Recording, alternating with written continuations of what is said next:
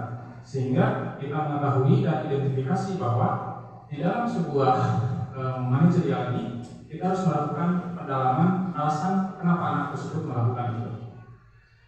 Kemudian setelah itu kita menerapkan yang namanya segitiga restitusi di puncak manajer ini untuk menyelesaikan masalahnya. Nanti setelah ini kita lanjut ke segitiga restitusi. Nah, sebelum ke segitiga restitusi, posisi kontrol seorang guru berbuat sesuatu bersama murid, mempersilahkan murid mempertanggungjawabkan perilakunya dan mendukung murid agar dapat menemukan solusi atas permasalahan sendiri. Nah, seperti tadi kasusnya mencoret-coret baju muridnya. Kita bisa menanyakan alasannya kenapa, sehingga penyelesaiannya kita bisa bertanya kepada murid. Ya udah, berarti harus gimana nih nak supaya bajunya kembali bersih? Kita tawarkan kepada mereka solusi apa yang harus dilakukan.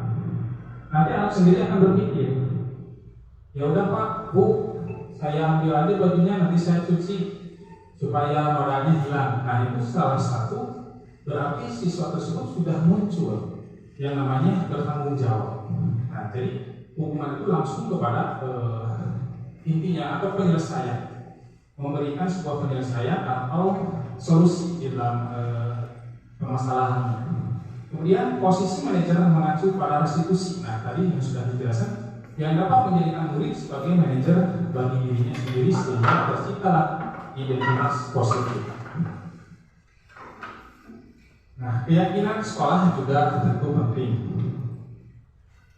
Apa sih keyakinan sekolah itu, Bapak Ibu? Kalau dulu itu kita biasanya menyebut peraturan kelas. Nah, kalau sekarang adalah sebuah keyakinan sekolah atau kelas. Kenapa kok keyakinan? Nah, di sini guru berperan dalam mewujudkan terbentuknya keyakinan sekolah atau kelas dengan adanya kesepakatan antara guru dan murid. Nah, di sini harus menjalin dulu kesepakatan antara guru dan murid. Misalkan, nah, apakah menurut kalian pagi-pagi itu maksudnya jam berapa nih sepakatnya? Oh Pak, saya sepakatnya jam 8, ada yang bilang jam 9, pasti seperti itu. Pak, saya jam 7.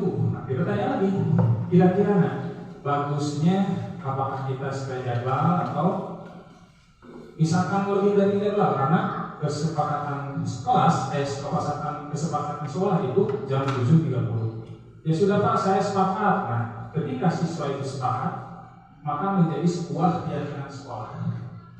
Yang artinya, misalkan satu, datang jam 7.30, tidak boleh terlambat. Nah, artinya keyakinan itu akan dilaksanakan oleh siswa. Dan konsekuensinya juga harus kita jelaskan. Jika terlambat, apa yang akan kamu pertanggungjawabkan? Misalkan, Pak, saya besoknya akan datang lebih pagi lagi, kemudian saya akan melakukan membantu piket yang lain. Nah, itu juga kesepakatan atau keyakinan dari murid itu sendiri. Kemudian kita sepakati menjadi sebuah keyakinan kelas atau dulu sebutnya mungkin peraturan gitu. Keyakinan sekolah kelas berupa pernyataan universal yang mudah diingat, dipahami dan harus diterapkan dalam lingkungan sekolah. Dan di sini keyakinannya, Bapak Ibu, harus berupa pernyataan yang menyeluruh sehingga bisa dipahami siswa. Misalkan, menyayangi teman dengan saling mengucapkan salam. Nah, jadi langsung kepada intinya. Ketika menyayangi itu ternyata dengan mengucapkan salam dulu. Nah, sehingga keyakinan itu bisa kita lakukan dan dilaksanakan secara bersama-sama. Baik murid kepada guru, guru kepada murid. Seperti itu. Ya, selanjutnya. Nah, inilah segitiga restitusi dalam menyelesaikan masalah yang tadi dijelaskan. Segitiga restitusi ini, Bapak Ibu, yang pertama itu kita harus menstabilkan identitas. Misalkan siswa tadi kasusnya itu mencoret-coret baju, kita stabilkan dulu identitas, ajak dulu bicara. Nah, kamu tahu nggak yang kamu bapak suruh kesini ada apa kira-kira? Tahu Pak, saya melakukan kesalahan, saya suruh itu. Kita langsung berikan pernyataan. Ya sudah, namanya juga manusia. Kadang-kadang ada juga kesalahan. Bapak juga dulu pernah melakukan kesalahan itu. Nah, ketika ada kalimat itu, maka siswa akan stabil identitasnya di sana. Nah, sekali itu kita langsung lakukan validasi tindakan yang salah. Nah, kita tanya, nah, kenapa kamu melakukan hal tersebut yang sangat coret? Yang kenapa? Wah, nasi itu namanya Abi, jadi Abi dicoret-coret. Nah, kita juga akan tahu alasannya. Setelah tahu alasannya, maka kita menanyakan keyakinan. Kira-kira keyakinan apa yang Anda langgar? Ya Pak, harusnya saling menyayangi dan saling menghormati. Keyakinan itu yang dilanggar. Nah, anak-anak kalau sudah tahu keyakinan tersebut, maka kita tawarkan solusi atau mereka suruh berpikir solusinya apa. Ya sudah, kalau gitu apa yang harus kamu perbaiki atau kamu tanggung jawabkan atas kesalahan tersebut. Kemudian akan melakukan, ya sudah Pak, saya ambil, kemudian saya cuci, nanti setelah bersih saya berikan lagi. Nah, itu salah satu contoh daripada segitiga tersebut. Selanjutnya,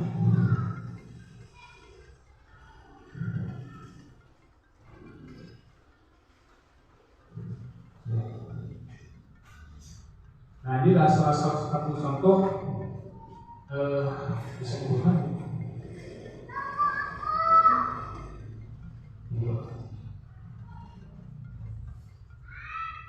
Nah, ini salah satu video contoh segitiga restitusi.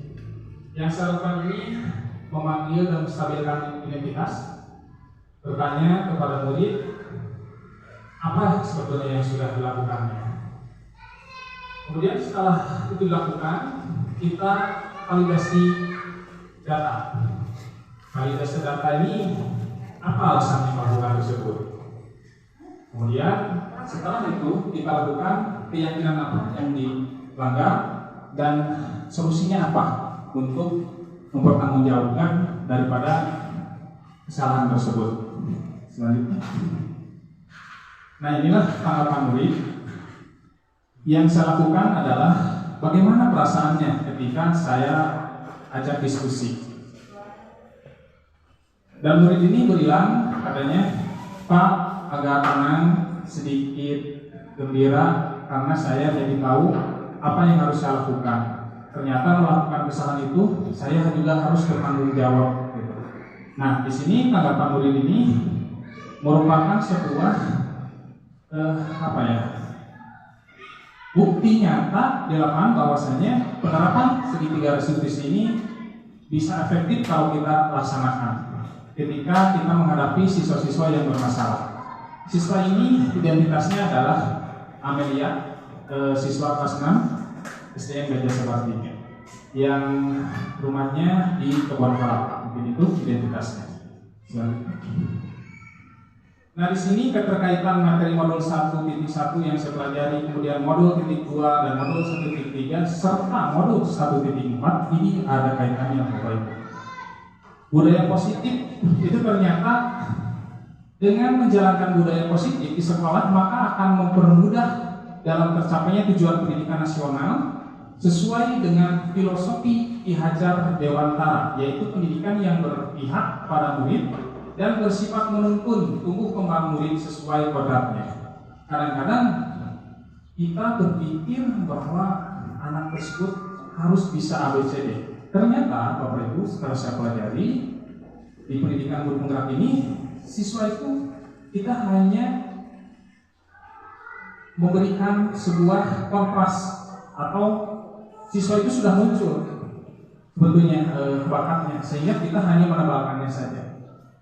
Kata Ki Hajar Dewantara bahwasanya ketika padi itu kita tumbuhkan, maka yang akan tumbuh adalah padi, tidak akan menjadi pohon yang lain.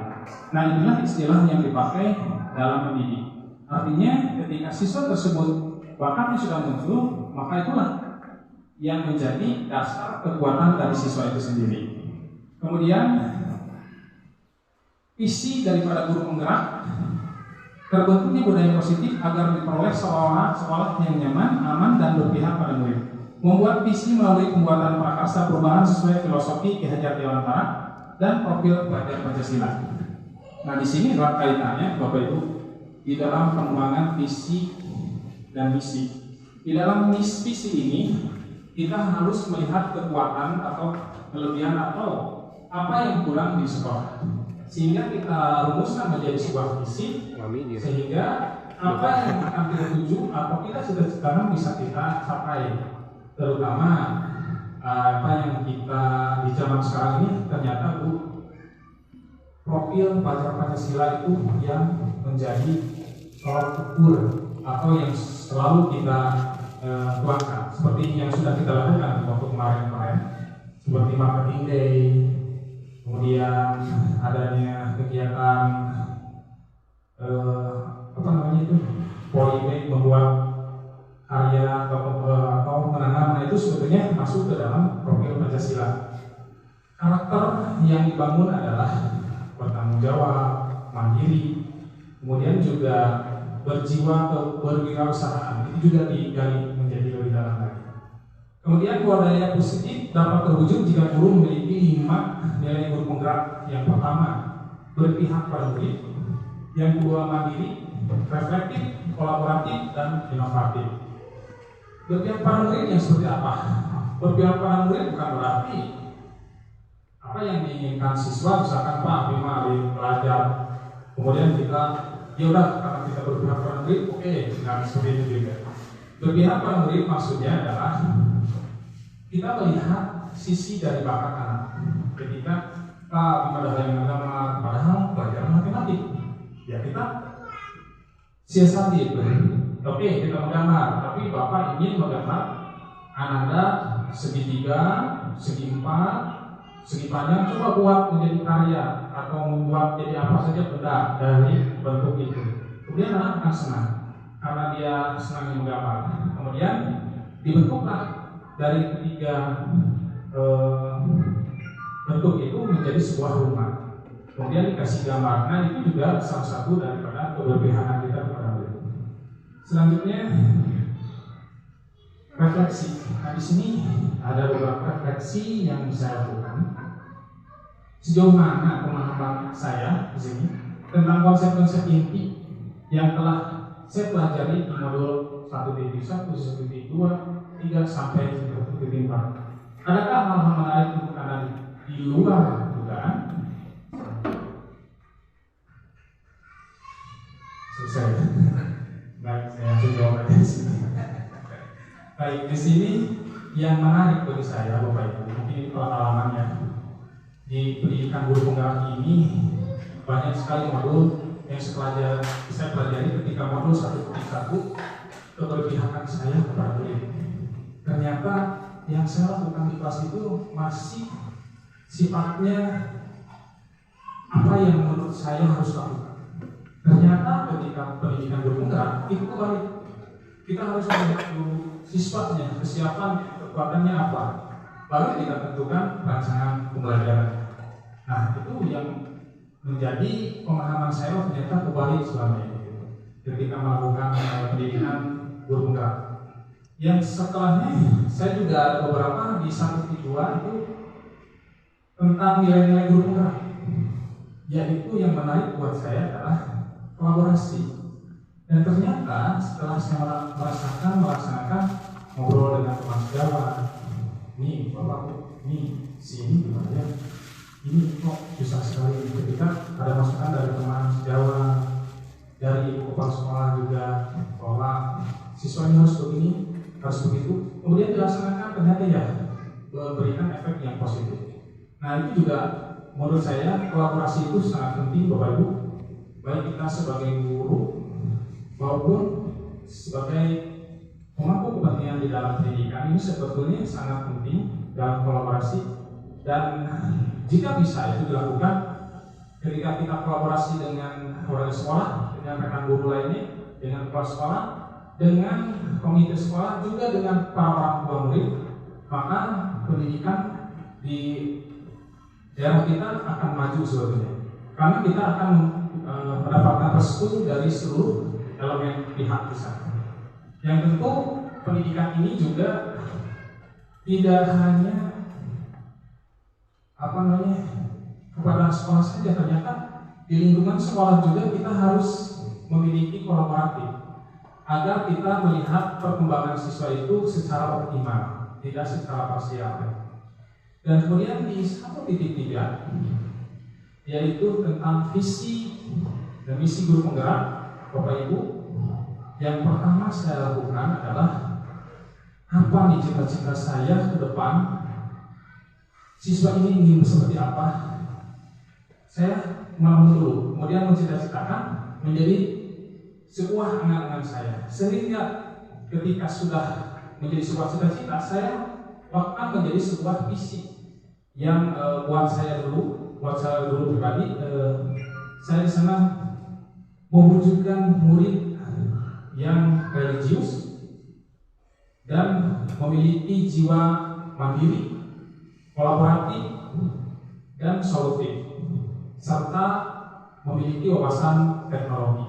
Sehingga saya membuat visi itu dan berangan-angan ingin bahwa lulusan-lulusan daripada pendidikan kita ini memiliki keahlian yang siap untuk bersaing di tengah-tengah kemajuan teknologi yang tinggi ini, yaitu di globalisasi tentunya. Nah, angan-angan itu saya juga ingin mencapainya melalui prakarsa perubahan. Misalkan dengan seperti ini, melalui pembelajaran wawancara, siswa dapat meningkatkan kemampuan berpikir kritis, misalkan seperti itu, sehingga apa yang menjadi misi visi tadi bisa tercapai melalui wawancara kegiatan siswa tersebut. Karena saya juga pernah melakukan itu, saya tidak memberikan minat cara bertanya seperti ini. Ada pertanyaannya, ada ininya. Saya mencoba lah. Kita lakukan wawancara hari ini. Bebas kalian mau wawancara siapa. Pak, bertanya apa? Terserah kalian wawancara tentang apa. Ternyata mereka membuat sebuah pertanyaan. Ibu namanya siapa? Katanya. Ibu pekerjaannya apa? Penghasilannya berapa? Tanpa saya ajari, mereka sudah bisa membuat itu. Ternyata betul bahwa siswa itu sudah memiliki kemampuan awal sebelumnya. Dan kemudian di dalam sebuah pembelajaran kita gali, ternyata betul mereka sudah memiliki kemampuan itu. Kita hanya tinggal mengembangkan dan memiliki untuk memajukannya lebih lagi. Kemudian yang menarik hari ini adalah 1.4 tentang budaya positif. Ini juga sangat menarik bagi saya. Saya merefleksikan dalam diri. Wah, saya harus melakukan aksi nyata nih. Harus berkolaborasi dengan Bapak Ibu. Bagaimana nih caranya? Saya di sini awalnya belum pernah melakukan ini. Nah, jujur aja ini pertama juga membuat saya nervous sebetulnya, deg-degan gitu ya, bakal di rumah gitu saya. Tapi saya mencoba menerapkan kolaborasi. Saya bilang meminta izin juga kepada ibu kepala sekolah. Alhamdulillah ibu kepala sekolah juga memberikan dorongan, memberikan semangat, memberikan dukungan yang luar biasa sehingga saya bisa melakukan ini. Juga saya alhamdulillah mendapatkan dukungan dari Bapak Ibu semuanya, sehingga saya juga bisa melakukan aksi nyata ini. Dengan alhamdulillah menurut saya ini sangat luar biasa bagi diri saya sendiri karena mendapatkan dukungan yang luar biasa dari Bapak Ibu semuanya. Saya banyak sekali ucapkan terima kasih banyak Bapak Ibu atas dukungan ini. Saya tidak mungkin sampai kepada titik ini tanpa adanya dukungan dari Ibu Kepala juga rekan sejawat semuanya. Semua ini tentu kita bisa mencapainya dengan kerjasama kolaborasi. Saya yakin itu, dan saya yakin juga sekolah kita, jika kita melakukan itu, maka akan insya Allah sekolah kita akan maju dan lebih daripada sekolah lain. Amin ya rabbal alamin. Mungkin itu saja yang dapat saya sampaikan di dalam aksi nyata modul 1.4 tentang budaya positif. Wassalamualaikum warahmatullahi wabarakatuh.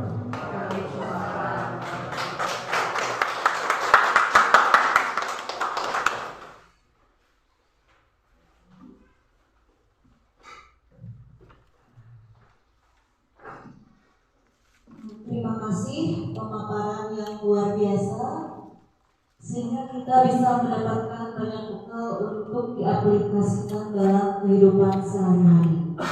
Terima kasih banyak kepada narasumber Bapak Rian yang telah memaparkan diseminasi aksi nyata modul 1.4 budaya positif.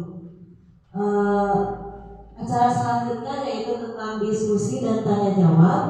Bagi Bapak dan Ibu guru yang mau bertanya, silahkan. Kami persilahkan untuk bertanya. Oh, dari Pak Rizky, mana Pak Rizky?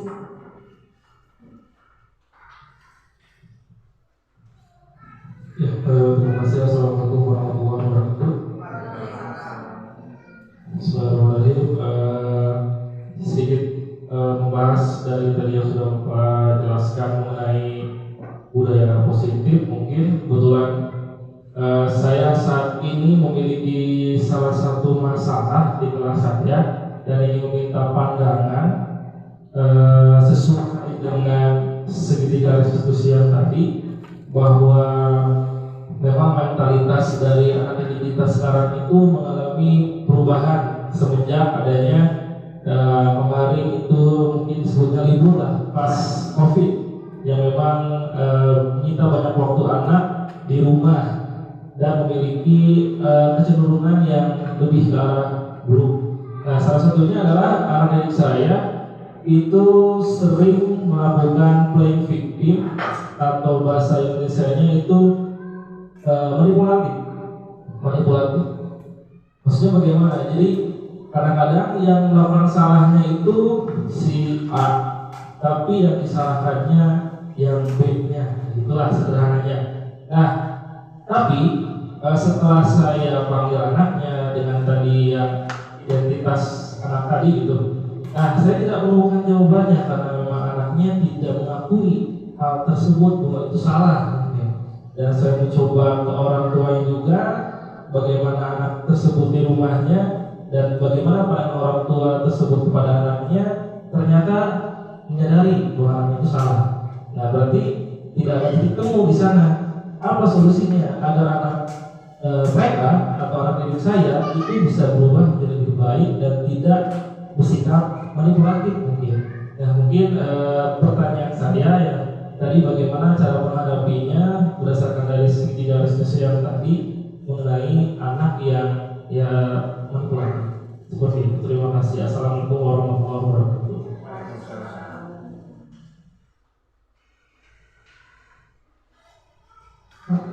Ya, pertanyaannya Ibu Varian mau dijawab atau mungkin ditampung dulu dan mungkin ada pertanyaan yang lain dari Bapak dan Ibu guru, silakan. Enggak ada sih Abi. Perempuan satu. Sepertinya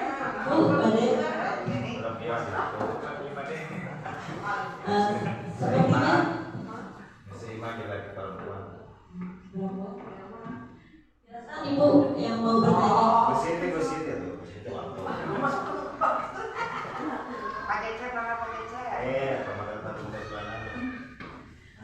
Kenapa boleh bertanya? Oh, begini Marian, di era seperti ini, zaman yang semakin maju dan semakin canggih, pasti diiringi dengan perkembangan anaknya juga yang begitu pesat nih ya.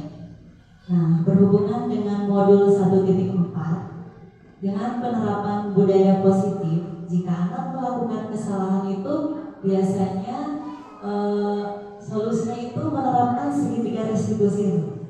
Nah, pertanyaannya, apakah efektif atau tidak jika anak melakukan kesalahan dan kita sebagai guru menerapkan segitiga restitusi tersebut? Karena yang di lapangan itu banyak siswa yang walaupun sudah dilakukan segitiga restitusi malah diulangi lagi gitu. Bahkan ada pikiran begini untuk saya sendiri ya, ini mah harus dihukum, mau dihukum tidak akan jerak begitu kan ya. Begitu pertanyaannya. Maka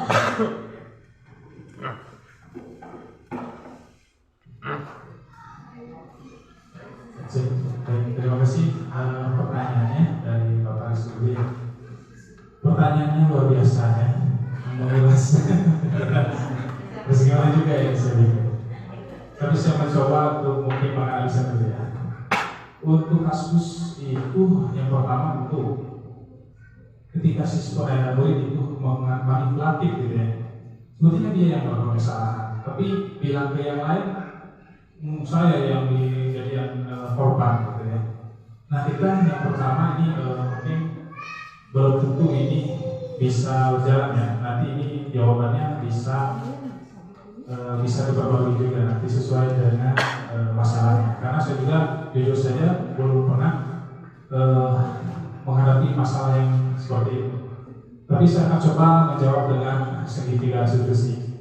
Yang pertama, mungkin yang bisa kita lakukan ketika anak itu kita sudah tahu si anak ini sudah memanipulatif, gitu ya. Kita juga sudah memiliki catatan itu. Nah, yang pertama yang harus kita lakukan adalah pengumpulan bukti dulu. Karena di dalam sebuah pengumpulan bukti itu juga diperlukan. Kenapa? Karena untuk siswa atau murid yang manipulatif itu biasanya dia akan menyadari ketika kita memberikan buktinya langsung. Tapi buktinya itu tentu sangat sulit untuk itu, karena kita juga tidak menongkrongi anak itu setiap detik, gitu ya. Nah kita bisa melihatnya dari temannya. Misalkan temannya ada saksi yang melihat, itu bisa kita jadikan sebuah bukti. Namun kita juga harus pastikan apa betul atau tidak. Kalau sudah kita yakin banyak saksinya yang melihat, maka itu digunakan saja saksi. Atau misalkan kita kebetulan nih bisa kita rekam juga. Untuk apa? Tapi rekaman itu juga tidak boleh disebarluaskan karena itu sifatnya privasi. Bisa kita lakukan langsung diperlihatkan kepada orang tuanya yang bersangkutan agar kita adanya kolaborasi dengan orang tua tersebut. Misalkan kalau boleh tahu masalahnya bagaimana kronologinya, memanipulatifnya tentang apa? Ya mungkin hal yang fisik, misalkan ya memulai pertengkaran, beliau bilang anak tadi itu bilangnya dia yang mulai, saya yang tersakiti ya, padahal kenyataannya kebalikannya. Baik, nah itulah betul sekali. Itulah murid, karakteristik murid ya. Ditonjok, kok ada selingkuh pemikiran padahal main kene gitu kan ya. Ya itulah. Kadang-kadang kita harus menggunakan bukti itu. Yang pertama kita harus mengumpulkan saksi yang melihat. Kalau tidak ada saksi yang melihat, kita panggil saja dua-duanya atau di waktu yang berbeda. Jangan berbeda karena nanti akan bisa disalahin. Betul, jadi belum kita panggil waktu yang berbeda. Nah, tahu nggak apa yang Bapak lakukan? Kamu Bapak panggil. Ini apa? Dulu sih itu anak sulit tulis saja sama kita. Kemudian kita bandingkan dengan keterangan yang satunya lagi. Ini apa? Ada senjata nah, kita cukup aja segitu dulu. Jangan dulu masuk ke validitas ya, validitas. Kita lihat kesehariannya, mungkin akan terlihat nanti karakter dia di kesehariannya. Kita bisa mencoba melihatnya. Ketika yang seorang itu dari antara dua itu karakternya terlihat, ternyata dia yang suka. Kadang-kadang murid juga suka ada yang menjadi pembuat yang suka mengganggu. Nah, bisa terlihat. Nah, menjadi sebuah pertimbangan kita. Ketika si A terlihat, maka kita simpan dulu. Kita panggil lagi si A, kita stabilkan. Ya udah, namanya juga kesalahan. Bapak juga pernah dulu gitu. Ketika kumaha, harus dua kali. Ketika anak itu mendengar, iya, Bapak pernah melakukan gitu ya. Walau saja seperti kita seolah juga pernah melakukan. Sehingga siswa akan terbuka. Hanya Pak, nanti huruf, di sana gitu syukur keterangan. Nah itulah ketika mengaku seperti itu, maka langsung saja kita berikan alasannya kenapa. Mungkin Pak, Abi tidak beli sholat, nah sekarang gitu. Setelah itu baru ditanyakan keyakinan apa sih sebenarnya yang kamu lakukan, sehingga bisa kita berikan lagi ke mereka solusinya apa tuh supaya tidak terjadi lagi seperti itu. Ya Pak, saya akan minta maaf kemudian saya tidak akan melarang Inggrisnya gitu. Nah ketika itu sudah terjadi, maka orang tuanya ketika bilang nanti bilang ke orang tuanya yang lain lagi, nah kita sudah ada catatan, bukti catatan itu bisa diperlihatkan ke orang tua sebagai bukti bahwa kita menyelesaikan di sekolah masalah itu. Sehingga ketika anak bilang beda lagi di sana, keterangannya sudah ada bahwa anak ibu sudah memberikan keterangan seperti ini. Kenapa berbeda dengan di rumah, misalkan gitu.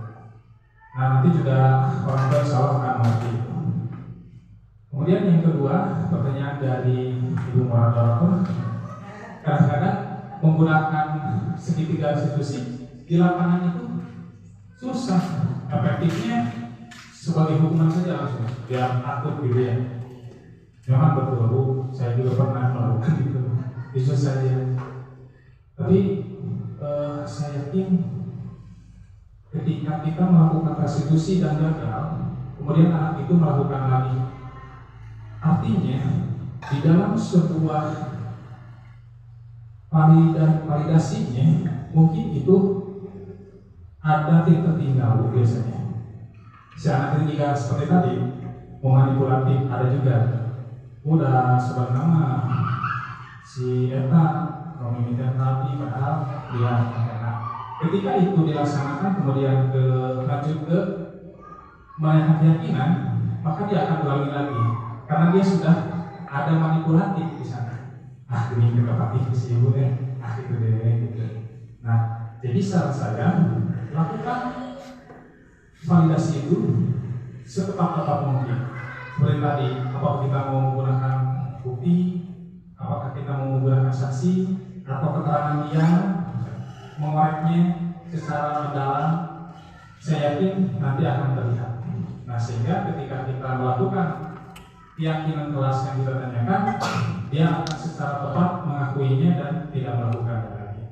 Mungkin itu Bu jawaban saya, Bapak Ibu. Semoga saya yakin jawabannya tidak akan memuaskan, karena supaya Bapak Ibu selalu menggali lagi dan menggali lagi. Mungkin itu. Terima kasih. Assalamualaikum warahmatullahi wabarakatuh.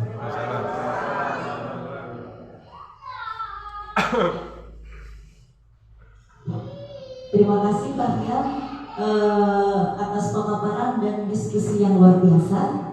Ya, acara selanjutnya adalah penutup. Sebelum penutup, saya selaku MC menyampaikan mohon maaf atas salah kata dan perbuatan saya. Sebelum saya tutup, ada sebuah pantun. Burung irian, burung cendrawasih. Cukup sekian dan terima kasih.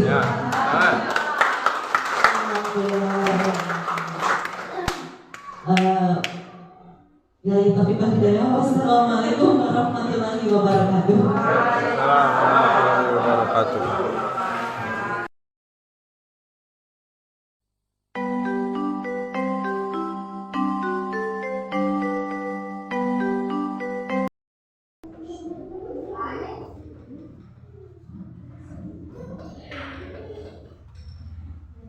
Assalamualaikum warahmatullahi wabarakatuh.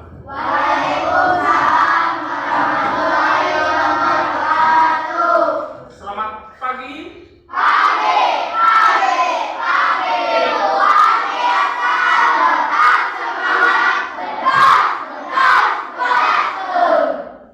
Baik, alhamdulillah hari ini kita masih bisa kembali ya.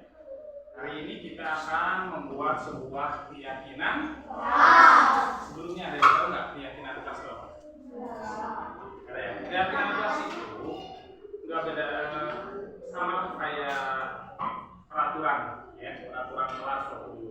Tapi sekarang itu keyakinan. Kenapa keyakinan? Karena harus diyakini oleh kita semua. Kita sepakati. Misalkan tidak melakukan bullying misalnya, atau kita harus saling menghormati gitu ya. Nah kemudian kita sepakat. Nah kalau sepakat, jadi kita buat sebuah keyakinan kelas ya. Tapi juga kalian harus mentaatinya ya, karena kalian sudah sepakat ya. Paham ya? Baik, kalau sudah paham, sekarang bahwa akan beri satu orang satu, ya. Nah, nanti kalian tuliskan harapan keyakinan kalian di sini, satu aja. Ya, tapi jangan sama, berbeda-beda. Nanti kita akan pilih, ya. Pak Sema mau tentang saling menghormati, boleh. Pak Sema mau tentang hidup rukun, boleh. Pak Sema tentang tidak terlambat. Pak Sema pengen di kelas itu apapun yang kalian inginkan, tapi selama itu menjadi sebuah keyakinan kelas. Paham ya?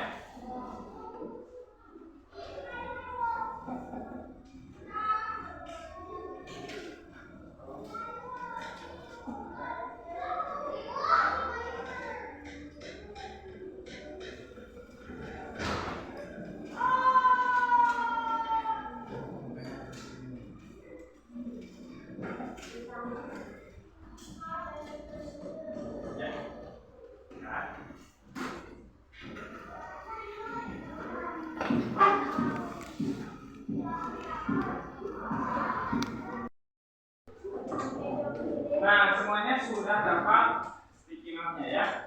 Silakan kalian tulis satu saja tentang keyakinan kelas yang akan kita sepakati bersama. Silakan. Mau tentang apa saja?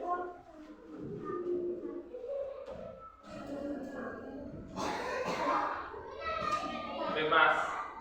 Mau tentang apa? Atau mau ke toilet Pak, bilang dulu, silakan. Tentang apa saja?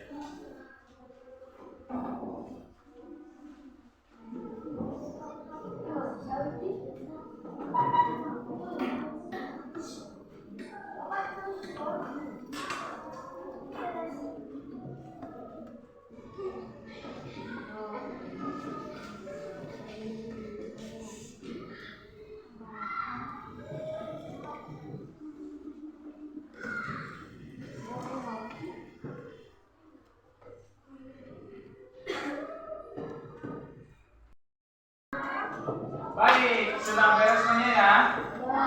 Nah, selanjutnya Ananda semuanya tempelkan di sini. Ya.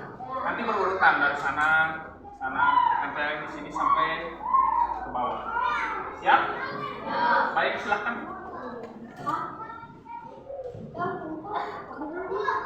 Bisa. Sini ya. Yuk, lanjut.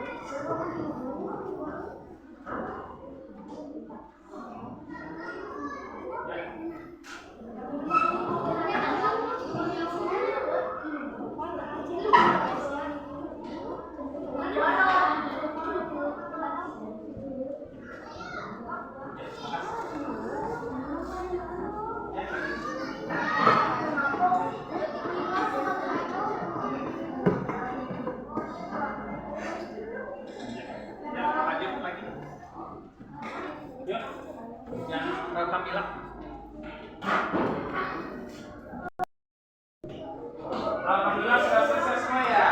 Tempel di depan. Sekarang kita cari kesamaannya dan hal yang sama berarti kita satukan ya. Kita cari yang sama nih. Saling nomornya ini sama. Jadwal makan di kelas boleh. Tahu semua sama.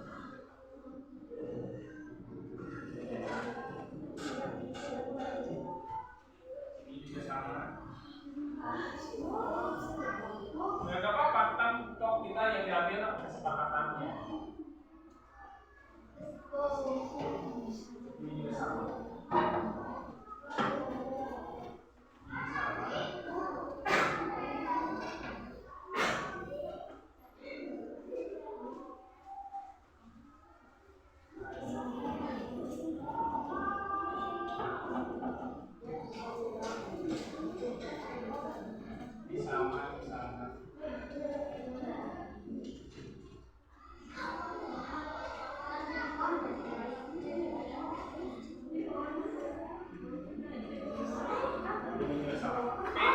Kita sudah dapat segini kesepakatan kelasnya. Ada 1, 2, 3, 4, 5,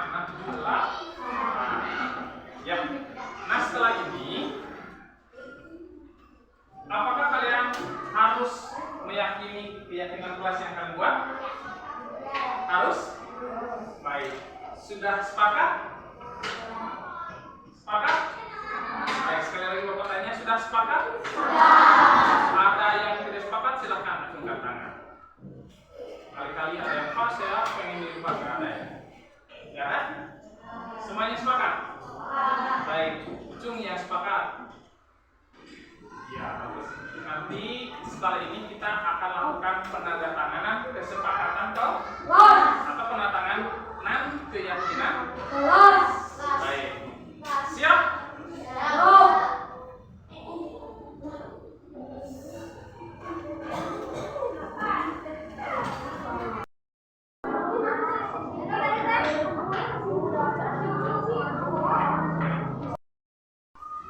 Baik, sekarang kita penandatanganan keyakinan kelas ya. Baik, dimulai dari Rehan dulu, silakan Rehan. Maju ke depan.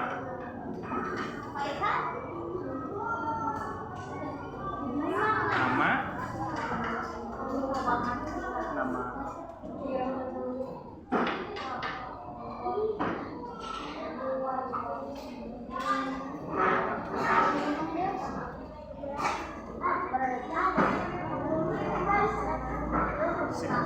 Selanjutnya.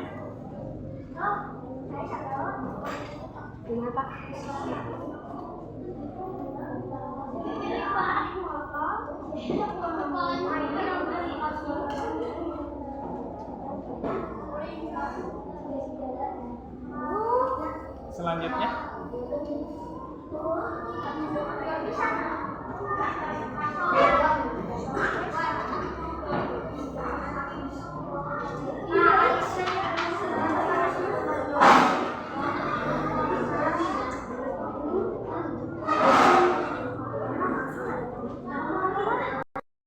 Alhamdulillah kita sudah selesai penandatanganan keyakinan kelas ya.